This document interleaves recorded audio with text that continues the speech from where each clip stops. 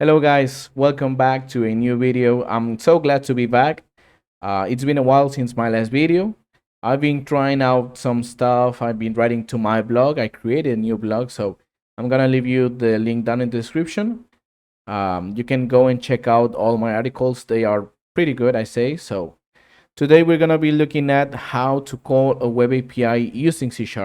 Something that you should know when you're a beginner. It comes really in handy for many kind of projects. So first of all, let's get to meet and get to know the API that we're going to be using for this example. Let's go to a web API called JSON placeholder. You can go to jsonplaceholder.typicode.com, and you can see this is a free fake API for testing and prototyping. This means this is a web API with fake data. You can use this for projects if you're a beginner. You can use its data to create just the front end part, because it can be daunting to, when you're a beginner, create a full stack application. I know, I've been there. So if you want to create and just mess around with the front end part, you can use APIs like this that provide you with some fake data to create a mock application. So let's go to the resources. It says that this API comes with 6 common resources, with a set of 6 common resources. It is posts, comments, albums, photos, to-dos, and users. And it says that all of these have relationships. What does this mean? It means that posts have comments, albums have photos, and so on. You can see the guide and see how these relationships are made up if you want. And here in the routes, we can see all the routes that we can call. We can get the full list of posts, just one post, the comments for one post, and we can get a specific comment for any post. And we can create, edit, patch, and delete posts also.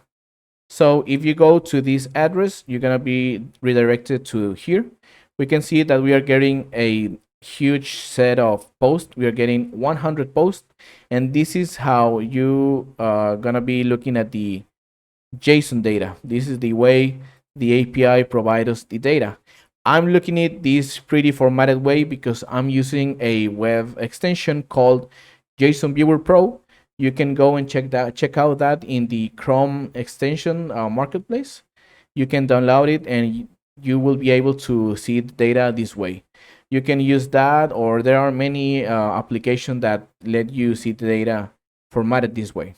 So having said that, we need just one post. So for that, we will call the address /post and /1, and that way we will get only one post. This is what is relevant to us, okay? So having this and having known how this API works, we can now start creating our application. So let me go to my, whoops, repos, not repoise. Oh my god, something's happening today. Unit coding YouTube. Here I'm gonna create my new console application. .NET new console -o call web API. Okay, I'm using the .NET command saying I want a new console, and the output folder will be called call web API. Okay. Now I'm gonna go into my call web API project, and if I type ls, I'm gonna be able to look at all these files that are inside. I'm gonna open Visual Studio Code in this directory. Yes, I'm gonna make this bigger so you can see.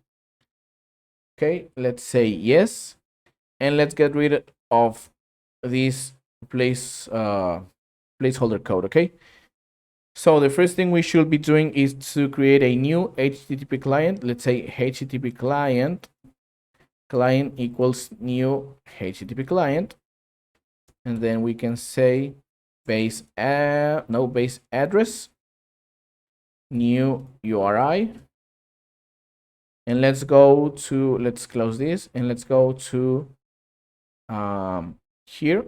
We're gonna take the address We will put that in here, but let's take out the slash post one. Okay, just come and slash. So this is the way that we initialize a new client, saying the base address is this one. Okay, now let's say response, it's going to be equal to await client that get async. We will say we want to get the post. We want to get the post with the ID of 1, and then the content will be equal to await response dot content dot read as string async. Yes, and now let's say console dot write line, and let's print out the content. Okay, so we can see the actual content of the API call. Let's say .NET run.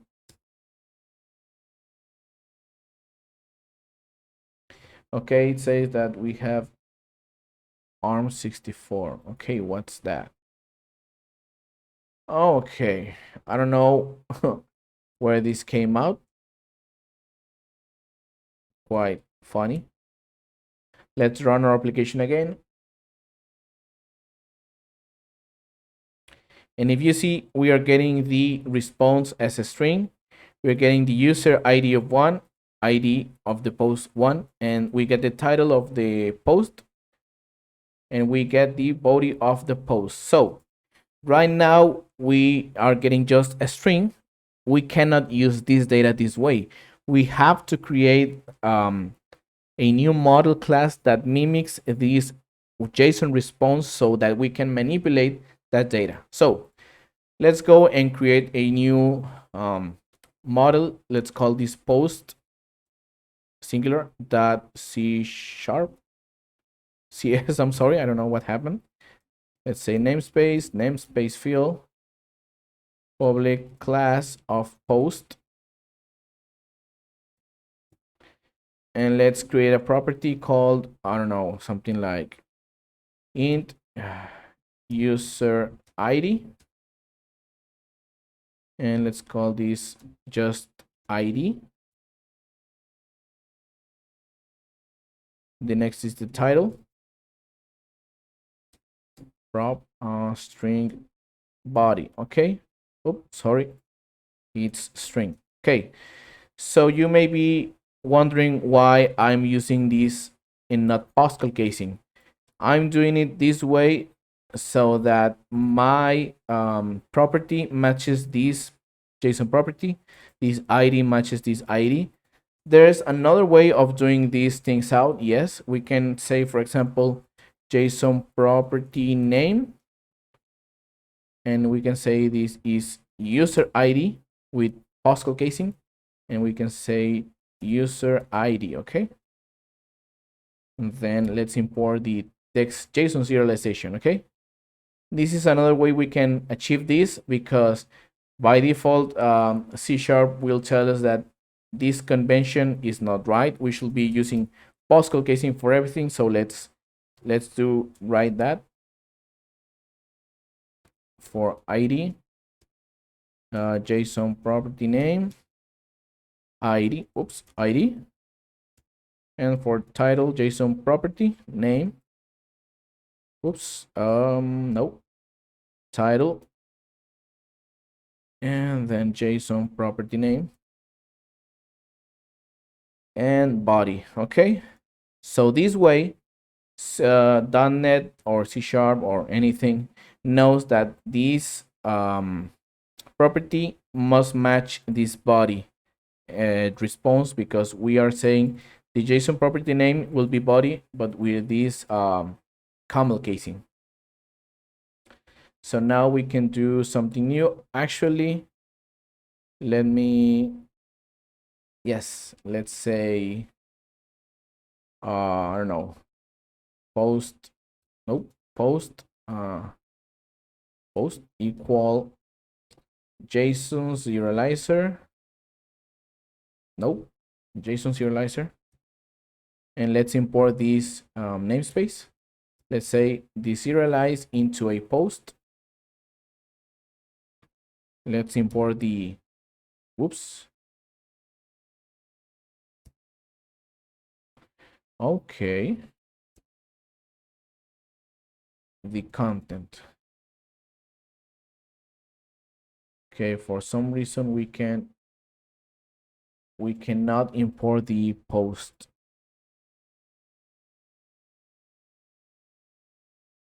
Oh, okay, I'm sorry. It's post, not posts. That was my bad.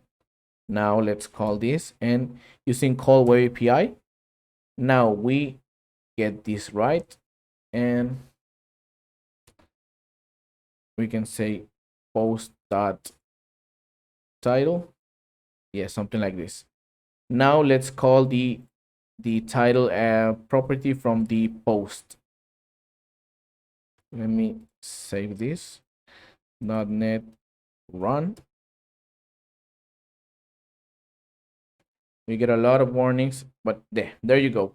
We can see the title from our post. This way, now we can actually work with the JSON. Why? Because now we have a model that mimics that JSON response, and we can actually work out calling every one of the post properties.